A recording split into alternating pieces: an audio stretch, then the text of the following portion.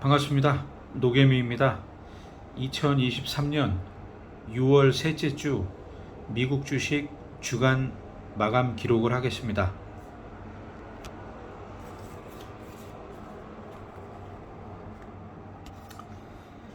(2023년 6월 셋째 주 주간 마감 기록입니다.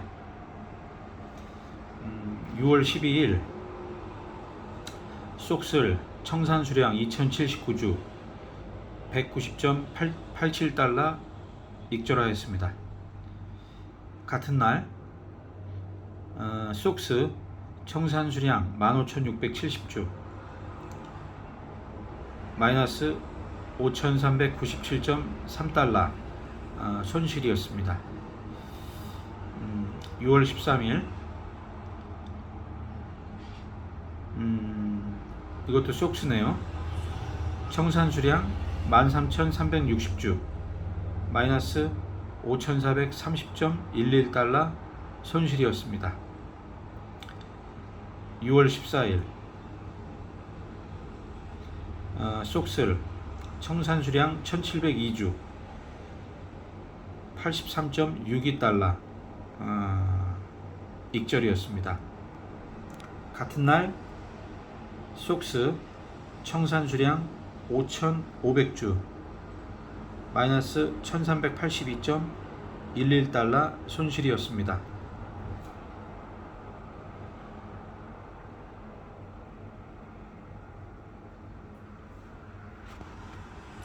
음, 6월 15일 쏙스 청산수량 6,500주 마이너스 1,435.58달러 손실이었습니다. 6월 16일 쏙슬 청산수량 2,421주 마이너스 213.77달러 손실이었습니다.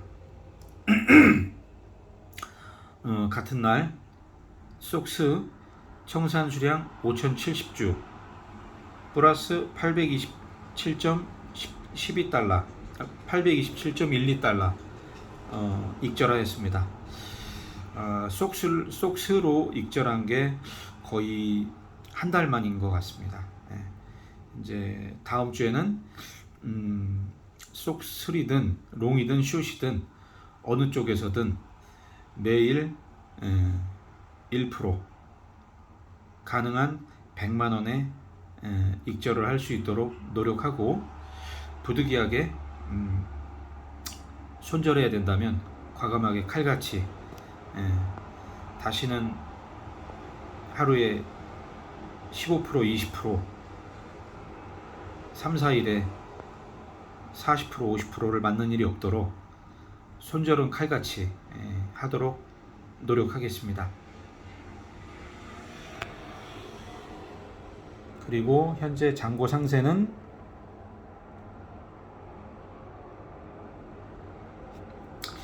현재는 쏙슬 600주 보유 중이고요. 0.22% 진행 중입니다. 그리고 쏙스 1500주 보유 중이고 3.12% 수익 진행 중입니다. 앞으로는 가능한 익절은 좀 느긋하게 하고 손절은 칼같이 하고자 합니다. 그동안 제가 거꾸로 했던 게 손절은 느긋하게 하고 익절은 칼같이 했기 때문에 그동안 제가 많은 큰 손해들을 봤다고 생각합니다. 그래서 닉네임에서도 익절이란 단어를 빼고 노개미로 활동하기로 했고요. 말씀드린 대로 익절은 느긋하게 손절은 칼같이 어찌 보면 손절 노개미가 돼야 되는 게 맞는 것 같습니다. 손절을 더 칼같이 하고 익절은 가능한 느긋하게 하고 가능하다면 추세를 먹는 보다 더 나은 익절을 하도록 노력을 하겠습니다. 예. 그리고 그 제가 개인회생 했던 얘기를 잠깐 해드릴까 해요. 제가 2011년 12월에 개인회생을 제가 진행했었습니다. 저는 개인회생을 하고 집사람은 파산을 하고, 원래 집사람도 개인회생을 진행하다가 오히려 파산이 유리하고 가능하다고 해서 집사람은 파산을 진행했었죠. 그래서 저는 개인회생이었고 집사람은 파산이었습니다. 개인 파산. 2011년 12월에 그렇게 이제 개인회생을 진행하기 전에 2011년 7월에 제가 이제 그 당시 합법적이지 못한 마사지를 하던 때인데 2011월 7월쯤에 이제 더 이상 그 업을 진행할 수가 없다는 생각에 한 3, 4개월 있으면은 모든 것이 바닥나겠다. 카드도 쓸 수 없는 상황이 되겠다는 생각에 집사람한테 이제 2011년 7월에 상의를 했죠. 앞으로 이렇게 가다가는 한 3, 4개월이면 손을 들어야 될 것 같다. 현금도 다 없어지고 카드도 못 쓸 것 같다. 그런 얘기를 했었죠. 그랬더니 집사람이 이제 그 당시만 해도 이제 순진해가지고 왜 남의 돈을 빌렸는데 안 갚냐? 갚아야지. 가능한 더 벌어서 해결해보자.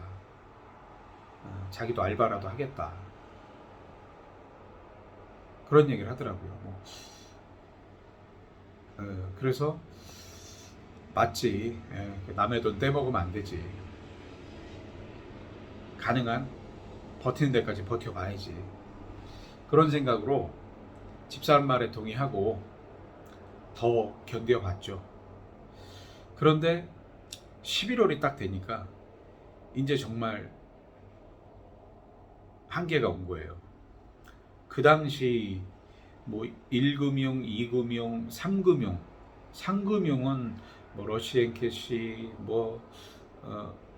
또 리드코프, 뭐 산화머니, 여러 가지 뭐 몇 개 돼가지고 2금융은 뭐 스위스 저축인가 여러 가지가 있었어요. 그래서 저만 해도 한 15개 정도가 회사가 걸쳐 있더라고요.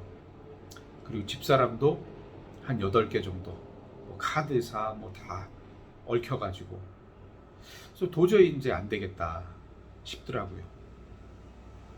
그래서 2011년 11월에 이제 하다 카드도 다 막히고 현금도 없고 진짜 뭐 어떻게 할 수가 없는 거예요. 그래서 법무사를 찾아갔죠. 법무사를 찾아갔더니 하는 얘기가 그게 좀 황당하더라고요. 개인회생을 진행하려면, 신청하려면 3개월 연체가 있어야 된다는 거예요. 아니, 난 지금 당장 죽겠는데 무슨 3개월 연체인가, 그런 생각이 들더라고요. 근데 제도가 그렇대요. 시스템이 그렇대요. 3개월 연체 경력이 있어야만 개인회생, 개인 파산 신청을 할 수 있다. 그 얘기는 완전 막다른 골목까지 왔는데 3개월을 견뎠다가 오라는 거거든요. 당장 진짜 쌀값도 없고 어디 마트 가서 생필품 살 돈도 없고 카드도 다 막혔으니까요. 그래서 3개월을 견뎌야 된다는 그 생각, 그리고 이럴 줄 알았으면 미리 3개월 전에 돈이 있어도 연체를 하고 3개월간 연체 경력을 만들어서 왔다면 바로 신청할 수 있는데, 지금 정말 빚을 갚는 데까지 최선을 다하다가 도저히 안 돼서 왔더니 이제 3개월을 연체 경력을 더 만들어야 가능하다고 하는 거예요, 신청이. 그래서 후회를 했죠. 참, 3개월 동안 빚 갚을 걸 빚 갚지 말고 그 돈으로 생활비라도 하고 또 법무사비라도 마련해서 좀 진행을 원만하게 했으면 더 좋았을 텐데, 그 3개월치를 오히려 빚을 마지막까지 갚다 보니까 법무사비도 없는 거예요. 법무사비도. 그리고 집사람은 막상 개인회생하고 개인 파산 진행할 상황이 딱 되니까 인정을 못 하는 거예요. 왜 우리가 이렇게 됐냐? 에? 아니, 내가 남편이 가장이면 이런 일을 만들지 말았어야 되지 않냐? 맞죠? 그 말이 맞죠. 그러니까 집사람은 현실 부정을 하고 싶은 거예요. 괴롭고 힘들고 당장 돈도 없고 카드도 못 쓰니까 이제 생활은 어떻게 하냐? 앞으로 그 집사람 같은 경우는 한 카드사까지 8개 회사에 얽혀 있었는데, 추심, 이제 채권 추심 받으면 자기는 못 견딜 것 같다는 거예요.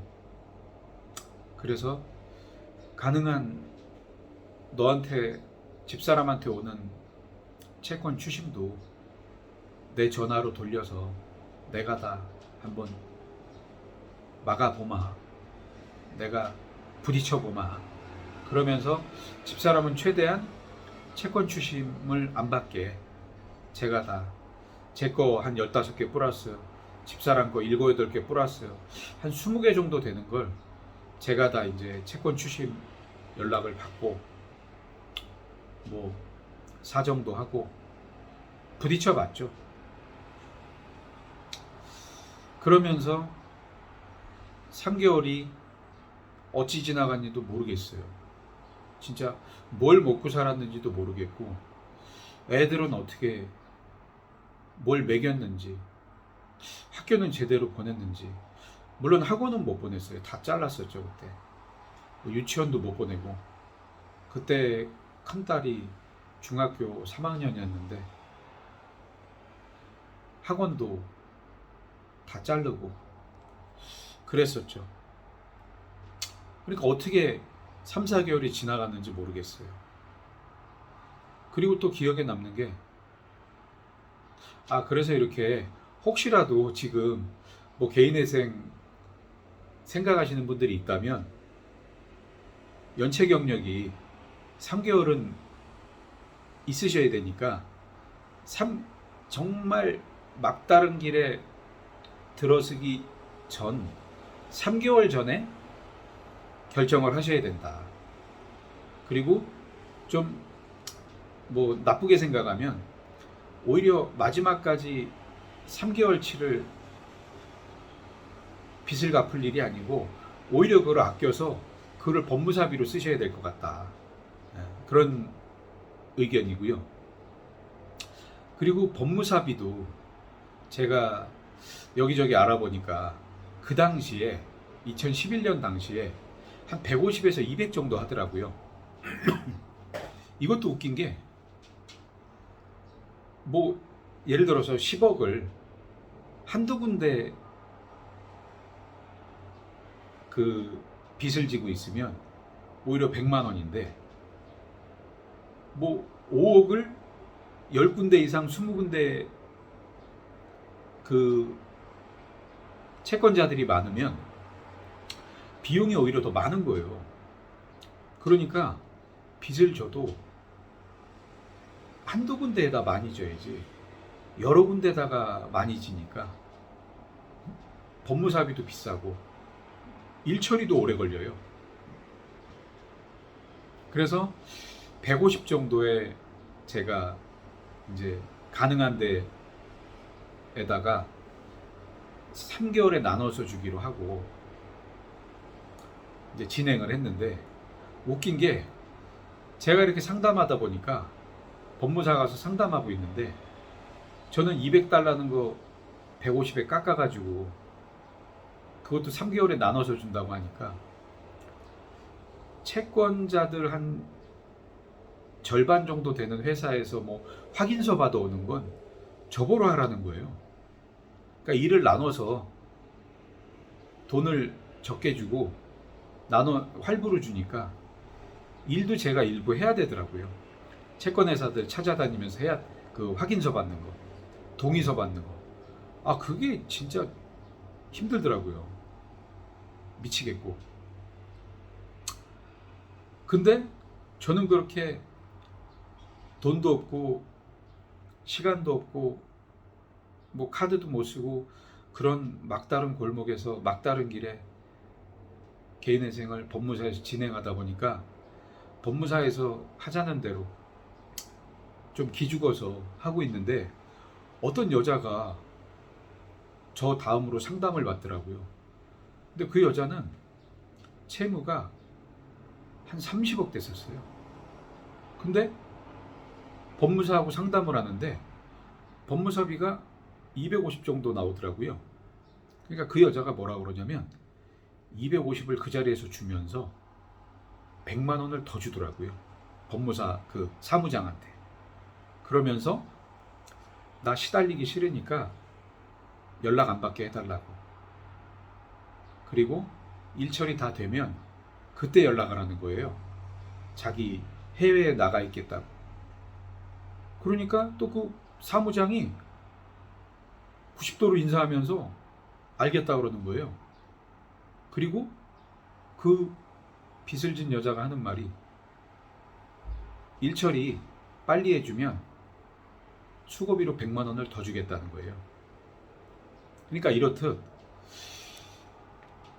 그런 개인의 생활하는 막다른 길에서도 돈 있는 사람이 일처리도 빠르고 대접도 받고 일도 편하게 하는 거지, 결국 막다른 길에서도 돈 없고 힘없는 사람은 시간도 많이 걸리고 고생하고 애도 더 먹고 서럽고 그렇더라.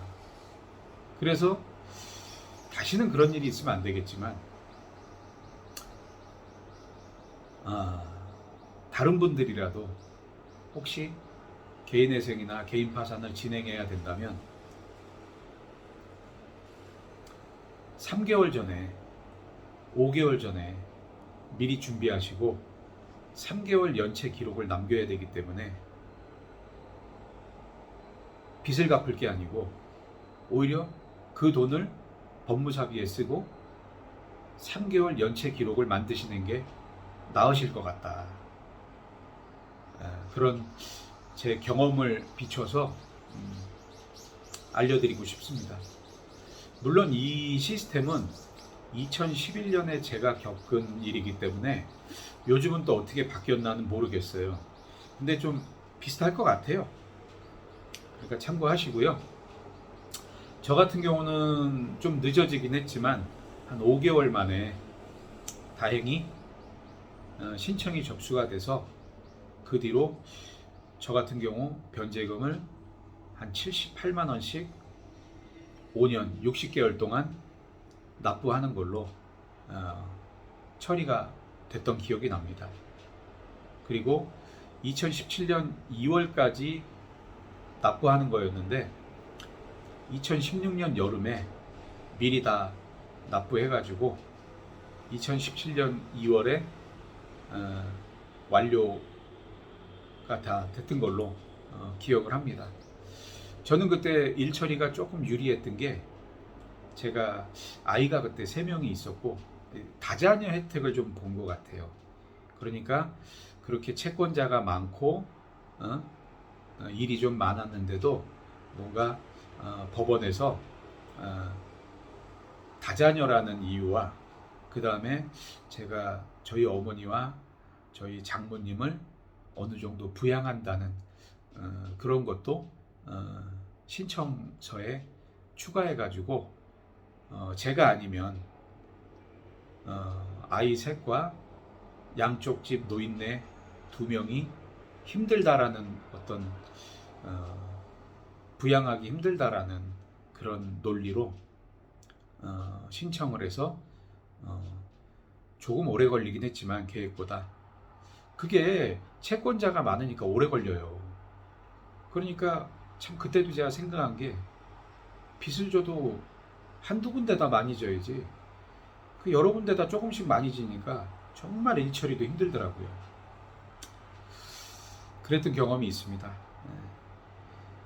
가능한 뭐 개인회생이나 개인 파산까지 안 가시고 잘 헤쳐나가시길 바라지만 부득이하게 저와 같은 경험을 겪으셔야 된다면 3개월이나 5개월은 전에 미리 준비하시는 게 좋겠다. 그런 제 경험을 말씀드립니다. 2023년 6월 셋째 주 미국 주식 주간 마감 기록을 마치겠습니다. 이번 주부터는 익절은 느긋하게 손절은 칼같이 해보겠습니다. 그리고 매일 100만원 양전과 익절에 만족하면서 1년에 2배, 6년에 100억 목표를 향해서 포기하지 않고 달려가 보겠습니다. 감사합니다. 힘내세요, 수협분들. 롱분들 축하드리고요.